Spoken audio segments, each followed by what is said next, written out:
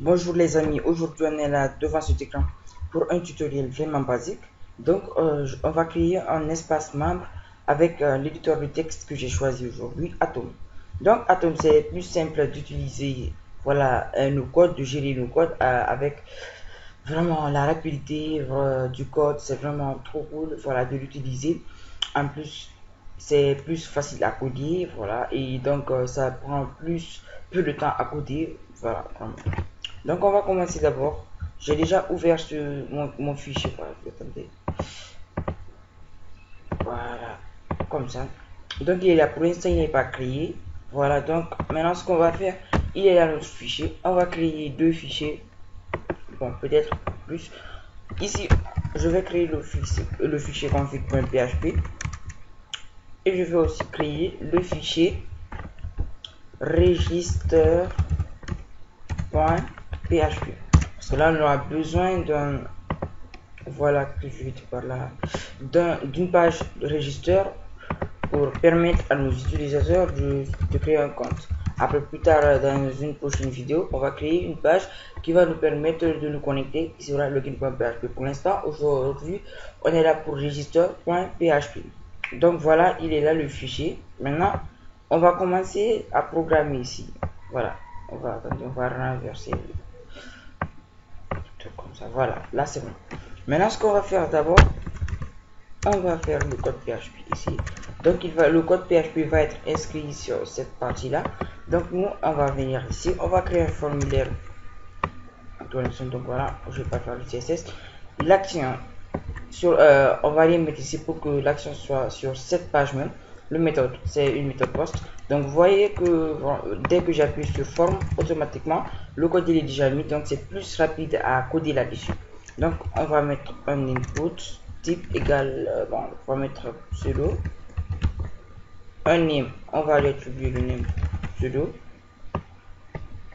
et on va lui attribuer un placeholder entrée vote pseudo.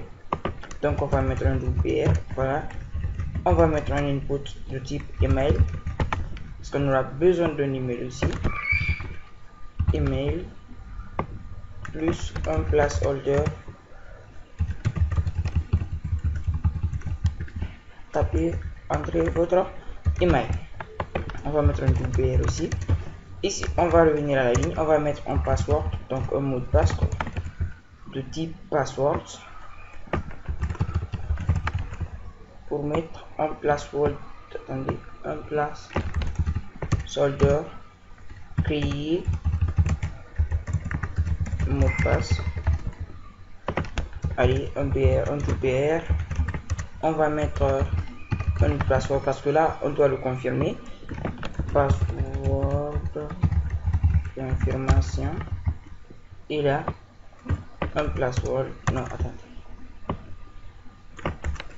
Un placeholder pour dire confirmer mot de passe. Voilà. Là, un WPR. Puis là, on va faire un bouton qui va nous permettre d'envoyer le formulaire quoi. Donc submit name égale submit. On va laisser ça comme ça. Value égale s'inscrire. Voilà. Je pense que là ça doit suffire pour l'instant. Voilà. Maintenant ça manque quelque chose. On va aller là. On va ouvrir. Okay. Là on va lui donner un titre. Attendez. C'est pas un time que je veux là. Un titre. Inscription. Puis je vais mettre en H2, non en H1 c'est mieux, qui va nous dire inscription. Donc là ce sera mieux. Voilà. Donc vous voyez un titre qui est là, inscription, pseudo, email, créer mot de passe, voilà. Attendez, je vais vérifier quelque chose. Hop, vous voyez, parce que j'ai mis un type email, on me dit forcément d'inclure le arrobase. Ici je l'inclus, exemple comme ça. Vous allez voir, voilà, là ça marche. Attendez, là il y a quelque chose là. Voilà. Donc tout ça, ça n'a pas d'importance pour le moment. Juste ça, c'est la forme. On n'a pas d'abord abordé le PHP. Donc, on va aborder cette partie qui est la plus difficile dans ce boulot. Donc, d'abord, on va venir dans notre page config.php. Cette page, je vais pas expliquer pour l'instant son importance, mais vous le comprendrez parce que c'est là qu'on va se connecter à la base de données. Comme ça, quand on aura besoin de se connecter à la base de données, on n'aura pas à chaque fois écrire ce code pour se connecter à la base de données, et plus on aura dans l'autre partie, on aura besoin de créer une page login.php, et là aussi on sera pas obligé de créer d'écrire ce code. On aura juste à inclure la page config.php. Donc là on va venir déjà écrire quelque chose. On va bdd, voilà, là, new PDO, on va créer un objet PDO, puis on va créer MySQL, on va préciser qu'on est sur localhost, voilà, puis on va lui donner le nom de notre base de données qui est mini. Bon, voilà, je l'ai créé cette base de données. Plus tard je vais vous la montrer. Voilà, moi j'ai pas de mot de passe, personnellement j'ai pas de mot de passe. Voilà, donc maintenant à chaque fois qu'on aura besoin de se connecter à la base de données, on aura juste à inclure ce config.php. Voilà, maintenant qu'est-ce qu'on va faire? On va d'abord vérifier que le formulaire il est bien entré. Vous allez voir que ça va marcher.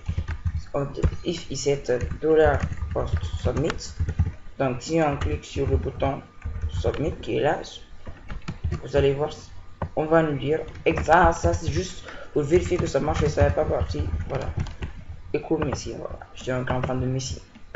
Voilà, si je clique sur Messi, vous voyez que ça marche très bien. Regardez là, moi mon avis il est un peu spécial, vous allez voir. Vous voyez là, il n'y a rien en ce moment. D'abord il n'y a rien ici. Dès que je clique, on m'affiche Messi parce que le bouton existe bien. Donc on va aller ici. Donc ce qu'on va faire ici, on va organiser notre code. Hop, hop. Donc on va mettre $iset égale, voilà, on va mettre iset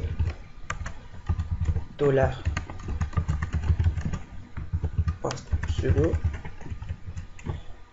and iset $post email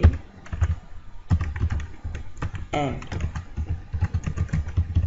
iset $post password and iset $post password confirmation. Donc voilà, ça c'est la balise, plutôt excusez-moi, la variable iset. Maintenant on va créer la variable empty. On va copier ça pour être plus rapide. CTRL C, CTRL V, on aura plus qu'à remplacer le iset par un différent de empty. Voilà, qui est là, différent de empty, différent de empty, différent de empty, différent de empty, empty. Voilà, c'est fini. Maintenant, qu'est-ce qu'on va ajouter ici? On va lui dire maintenant vérifier que si le iset et le empty sont bien respectés, on va se connecter à la base de données, puis on va faire les autres. Sinon, on nous envoie un message qui nous dit veuillez remplir tous les formulaires. Je ne sais pas si vous avez compris. On va commencer. If $iset and $empty. Normalement, ça aurait été plus rapide d'écrire if directement ici, if I set tout ça, and s non, puis mettre and empty tout ça. Mais là, le code il est dans ce cas, même si c'est long, mais c'est plus organisé, c'est plus sécurisé. Voilà, donc je vous propose de mettre comme ça. Donc voilà, on va dire par exemple if iset and empty, on va mettre encore un test pour voir si ça marche. Vous voyez là, si je actualise, parce que rien pour l'instant, vous voyez, ça existe bien, mais on nous a dit que nous ça affiche, mais que si c'est bien, pas vide, que tous les formulaires sont remplis. Et vous voyez là, même si je clique ici, parce que les formulaires sont vides, rien ne va s'afficher. Mais si on remplit, par exemple, on les remplit tous, on les remplit automatiquement. Attendez, là, ça n'affiche pas les URL sûrement. Hop, attendez. Là, je sais pas, il y a un problème, on dirait. Là, on va mettre un else, go, vide. Voilà. Donc, on va vérifier. Ouais, c'est vide pour l'instant. Vous voyez, là, c'est vide. Là, c'est vide. Là, c'est vide. Pourquoi ça affiche pas ici? Ça veut dire que là, il y a une erreur sur sûrement que juste un de la pseudo. Voilà, pseudo. Email, ça existe. Password, ça existe. Password confirmation. Password confirme. Aïe aïe aïe, vous voyez là, une petite erreur qui peut nous faire perdre tout notre code. Maintenant, on va venir voir. Vous allez voir que ça doit marcher. Hop, hop, hop. Automatiquement, on nous dit Messi parce que parce que on a envoyé un formulaire qui n'est pas vide. Maintenant, regardez. Si on réécrit, si on renvoie encore le formulaire qui est en vide, vous allez voir, on va nous renvoyer encore le message vide. Hop, vous voyez là, il est vide. Donc ça veut dire que là, ça marche très bien. Donc nous, on va écrire ici, si le formulaire il est vide, entrée, non, attendez, tous les champs sont obligatoires. Donc si c'est pas vide, on continue. Maintenant, si tous les champs existent et les champs ne sont pas vides, qu'est-ce qu'on va faire? On va vérifier maintenant que les mots de passe entrés sont bien égaux. Donc maintenant, attendez, non, c'est pas ça d'abord qu'il faut faire. Dollar pseudo égale dollar post pseudo. On va vérifier cette chose. Dollar pseudo égale dollar post pseudo. Donc on va insérer ça dans une balise pour mieux renforcer le code. Donc puis l'email égale dollar post email et dollar password, attendez là, égale dollar post password et en plus dollar password confirmation égale dollar post attendez, password confirmation. Donc voilà, vous voyez là, au lieu d'écrire, si par exemple, regardez là, je vais faire un texte, je vais faire un test justement. If on va vérifier que si les deux mots de passe sont égaux, on va continuer. Sinon, on nous dit que les mots de passe ne correspondent pas. Donc regardez, on aura juste qu'à faire comme ça. Dollar password confirmation. C'est-à-dire que le dollar password et le dollar password sont inclus dans les autres balises. Donc comme ça va être plus rapide de mettre et ça va être plus sécurisé. Donc normalement, si on n'avait pas écrit ces variables, on allait écrire ici if dollar post pseudo égale à dollar post password confirmation. Ça va être plus lent. Donc else écho les mots de passe entrée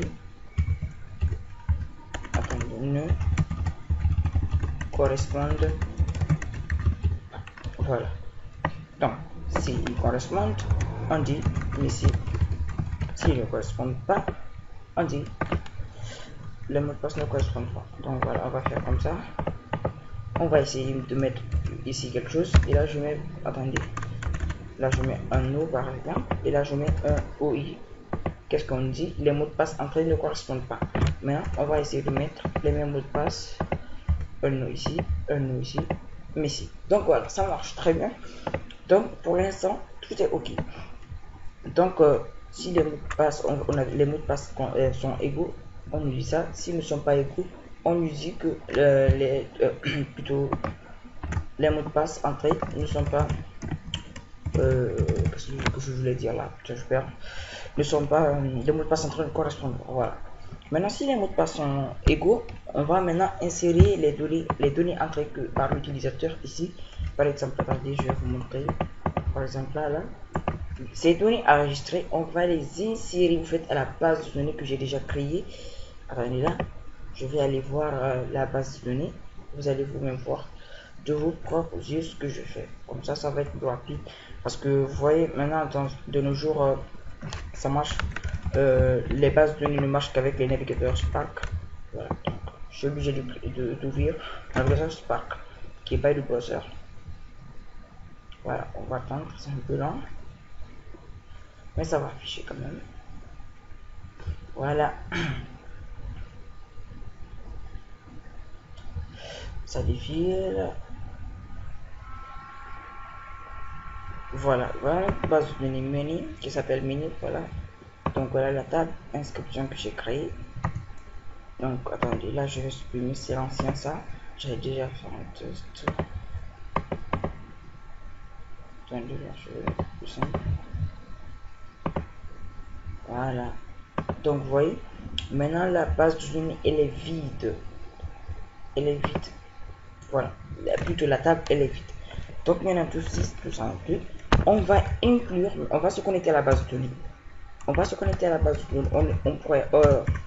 On aurait pu le faire déjà très haut ici. On aurait pu le faire ici si on veut tout ça. Mais si c'est plus sécurisé, c'est-à-dire que tous ces critères ne sont pas vraiment remplis, on ne va pas se connecter à la base de données en fait. Voilà. Donc c'est mieux comme ça. Maintenant on va inclure par dollar BTD. Là je vais couper une balise. Voilà. Prépare dollar BDD. Prépare. Insert into inscription. Insert inscription. Pseudo, email, password. Donc voilà. Donc là, on n'aura pas besoin d'inclure le mot de passe de confirmation parce que c'est pas trop important. Values, on veut dire que les valeurs sont pseudo. Voilà, maintenant pseudo, ici encore email, encore ici password. Voilà. Donc ici, on va venir à la ligne $, execute array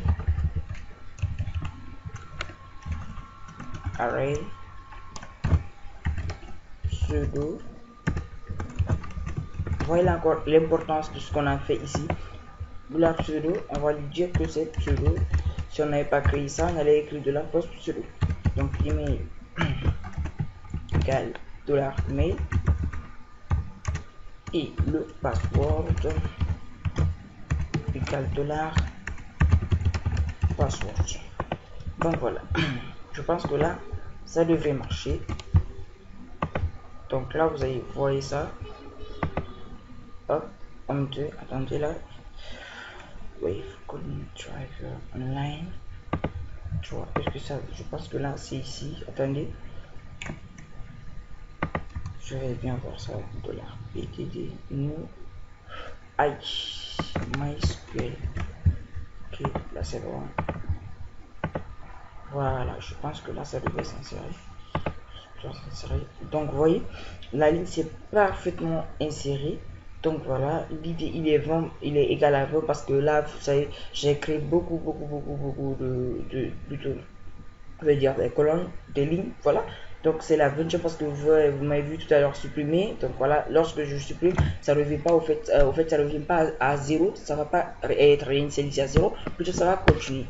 Vous voyez. Donc maintenant vous voyez toutes ces informations ont été enregistrées à la base de données. Mais là il y a un problème. Par exemple, imaginons que je crée mon site web et là c'est pas trop sécurisé de mettre comme ça le mot de passe. Comme ça, si vous savez qu'il y a des hackers qui peuvent rentrer dans votre base de données. Donc là ils peuvent voir le mot de passe, l'email, le pseudo de l'utilisateur et là c'est pas bon. Donc voilà. Et même moi par exemple, si je crée mon site web, je peux voir le pseudo des utilisateurs et là c'est pas trop bon. Donc maintenant on va le cacher, on va mettre sous forme de code quoi. sous forme de code. Et là, même nous, on ne pourra pas le voir. Donc là, qu'est-ce qu'on va faire? Si tout ça, on va dire, on va créer un password hash qui va hasher le mot de passe au fait. Donc si chat 1 $password. Donc là, c'est mieux. $chat un password qui va nous permettre de hasher le mot de passe. Donc là, on va écrire ici password hash. Vous allez voir la différence. Donc là, attendez, là on va entrer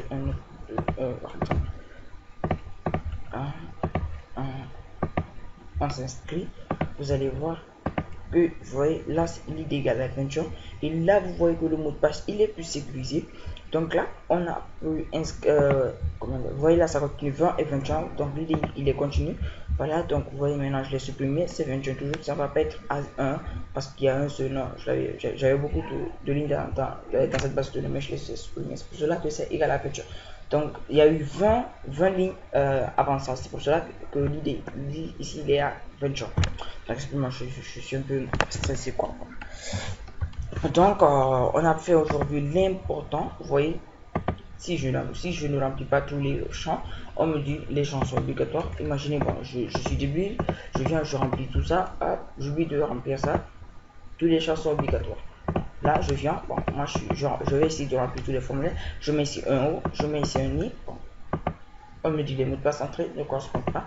Et là si je mets par exemple, je vais changer un peu de O. Allez, je mets les mots de passe, les champs sont remplis. Là c'est inscrit.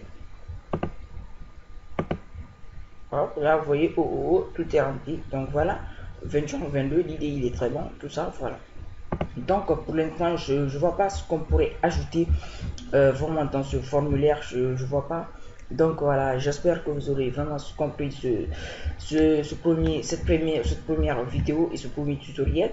Donc j'espère que vous allez vous abonner à ma chaîne et on se retrouve dans la première partie de cette vidéo qui va, vous voyez déjà 22 minutes. On va parler maintenant de la connexion. Merci de m'avoir suivi. Abonnez-vous, n'oubliez pas.